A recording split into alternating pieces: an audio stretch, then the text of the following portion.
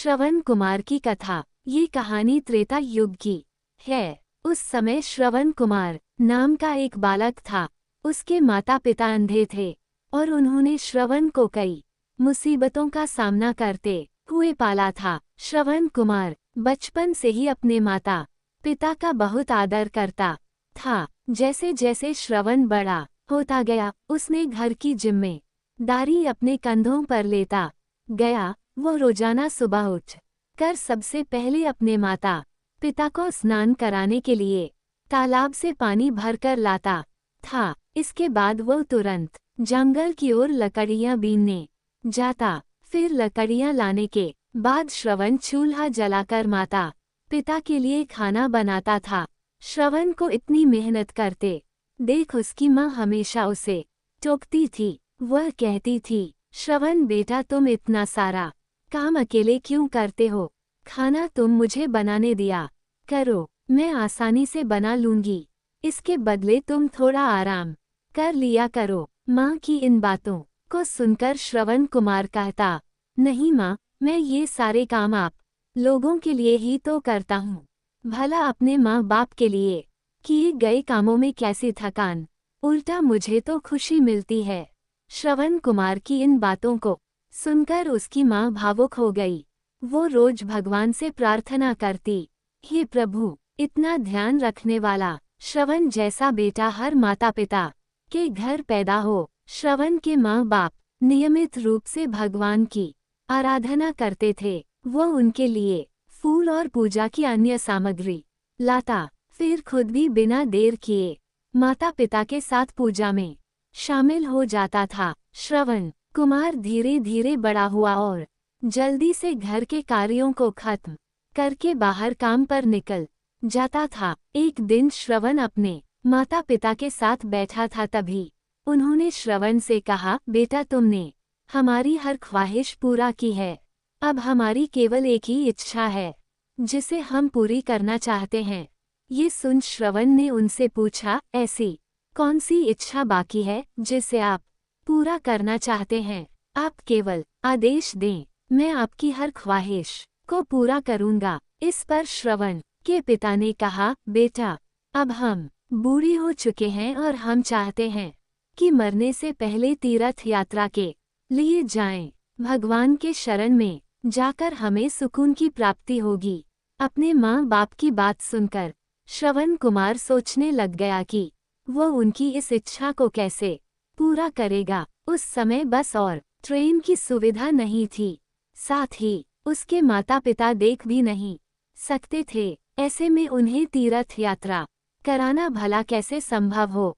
तभी श्रवण कुमार को एक तरकीब सूझी। वह तुरंत बाहर गया और वहां से 2 बड़ी टोकरी लेकर आया। उसने उन दोनों टोकरियों को एक मजबूत डंडे में मोटी रस्सी के सहारे लटका कर एक बड़ा सा तराजू बना लिया। फिर श्रवण कुमार ने उस तराजू में अपने माँ बाप को बारी बारी से गोद में उठा कर बैठा दिया। उसके बाद तराजू को अपने कंधों पर लेकर उन्हें तीर्थ यात्रा पर लेकर निकल पड़ा। वह लगातार कुछ दिनों तक अपने माता पिता को एक के बाद एक सभी पवित्र स्थलों पर घुमाने लगा। इस दौरान श्रवण कुमार ने अपने माता पिता को प्रयाग से लेकर काशी तक के दर्शन कराए। माता पिता को घुमाते समय श्रवण कुमार उन्हें उन जगहों के बारे में भी बताते चलता था, क्योंकि वह आँखों से उस दृश्य को नहीं देख सकते थे। अपनी बेटे की मेहनत को देख उसके माता पिता बहुत खुश थे।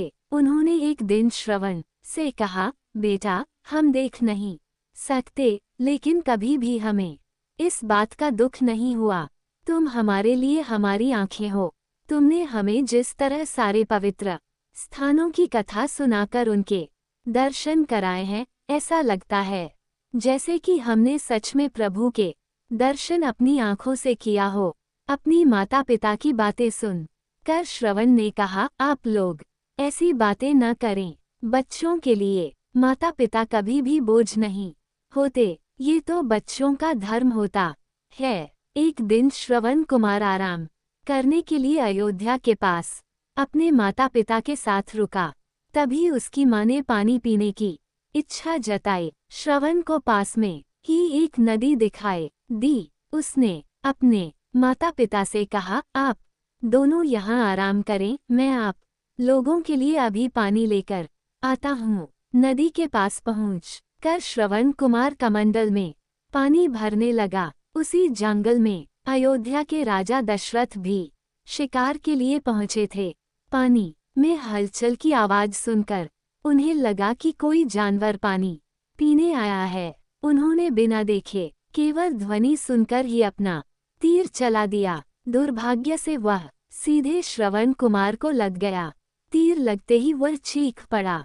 इसके बाद राजा दशरथ जब अपने शिकार को देखने पहुंचे तो वहां श्रवण था। वो तुरंत श्रवण कुमार के नजदीक पहुंचे और कहा, मुझसे बहुत बड़ी भूल हो गई, मुझे माफ कर दीजिए। मुझे बिल्कुल नहीं पता था कि यहाँ कोई मानव होगा। मैं इस गलती का पश्चाताप करने के लिए क्या करूं कि तुम मुझे माफ कर दो। तभी करहाते हुए श्रवण कुमार ने कहा, यहाँ से थोड़ी ही दूर जंगल में मेरे माता पिता बैठे हैं, उन्हें काफी प्यास लगी है, आप उन तक ये पानी पहुँचा दीजिए और मेरे बारे में उन्हें कुछ भी न बताएं। इतना कहते कहते श्रवण कुमार की सांसें रुक गईं। श्रवण कुमार की मौत से राजा दशरथ सुन्ना पड़ गए। किसी तरह श्रवण कुमार के बताए अनुसार जल लेकर उसके माता पिता के पास पहुँचे। श्रवण के माता पिता अपने बेटे की आहट को बखूबी पहचानते थे। जब राजा दशरथ उनके करीब पहुँचे तो उन्होंने आश्चर्य से पूछा, तुम कौन हो और हमारे श्रवण को क्या हुआ, वह क्यों नहीं आया? राजा दशरथ उनके सवालों का जवाब नहीं दे पाए। उन्होंने चुपचाप पानी उनकी तरफ बढ़ा दिया। तभी श्रवण की माँ ने चिंतित स्वर में जोर से कहा, तुम कौन हो और मेरा बेटा कहाँ है, ये बताते क्यों नहीं हो? श्रवण की माँ की चिंता देखकर राजा दशरथ ने कहा, माँ मुझे माफ कर दीजिए।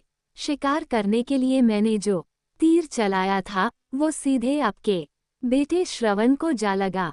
उसने मुझे आप लोगों के बारे में बताया, इसलिए मैं यहाँ पानी लेकर चला आया। इतना कहकर राजा दशरथ चुप हो गए। राजा दशरथ की बात सुनकर श्रवण की माँ जोर जोर से रोने लगी। उन दोनों ने अपने बेटे की मौत के गम में राजा दशरथ के लाए हुए पानी को हाथ तक नहीं लगाया।